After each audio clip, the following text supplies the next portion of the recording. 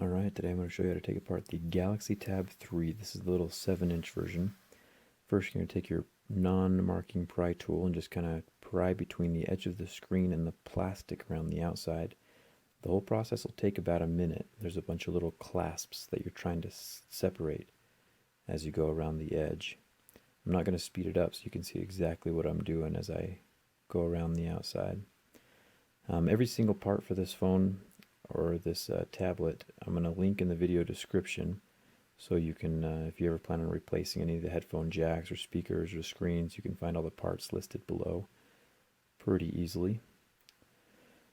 Anyway, so I'm just finishing with the last couple clasps right now, and you can see the screen will separate from the body right about here. And you just kind of pull the back off. And then you see these 4 screws, and these 4 screws hold the battery into the tablet. They're a Phillips head, so once you get those screws out, take your little pry tool and kind of lift up on the little connector down below. Be really careful with this and don't pull away from the motherboard, because I've seen that connector come loose before. So be very gentle when pulling the battery out. The battery has a little plastic frame around it, so when you're buying the replacement, it probably won't come with that frame. Just take off those little stickers, and then you'll be able to reapply the frame to the new battery.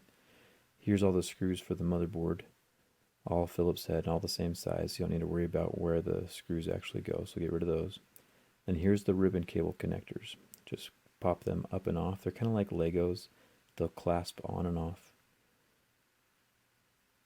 Just pry each one of those up. That's the headphone jack, and those are the buttons along the side. And then the motherboard comes up and away from the tablet.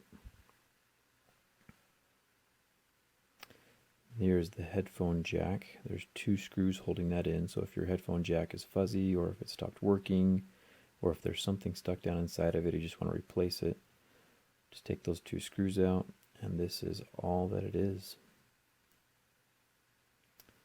Once again, the parts are listed in the video description below. Here is the 3 megapixel rear camera, tiny little guy. And then these are the speakers that are going along the bottom of the phone. There's dual speakers. And conveniently, these little ribbon cables are very fragile. But Samsung left a little groove underneath each one of them. You can see me taking my little my tweezers right here and kind of finding that groove. And you can use like a pin or a needle or anything else to slip it under there. And you can see the double-sided sticky tape right there. You just gotta be really careful not to damage those ribbon cables. And then the speakers just come up and away from the device. This one has a little clasp along the right-hand side, so it's a little bit harder to pull away.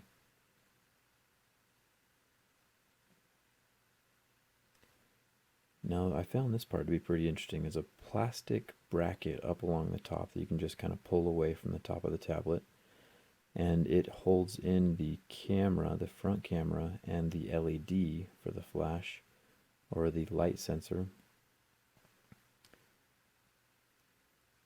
And you can see right next to the camera and the LED that there's a slot for a speaker. So it makes me think that when Samsung was designing this phone, they had, an option was to make it as a phone instead of a tablet. So I found that pretty interesting. The frame has a built-in speaker spot. Anyway, clip the black plastic piece back down into place. And that'll hold the front camera and LED. And now this is the screen.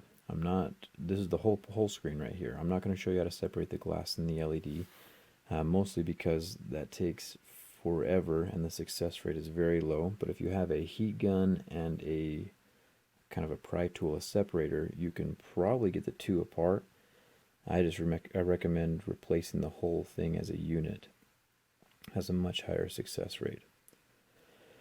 Anyway, you just saw me replace the headphone jack and the rear camera. Just putting those back into place.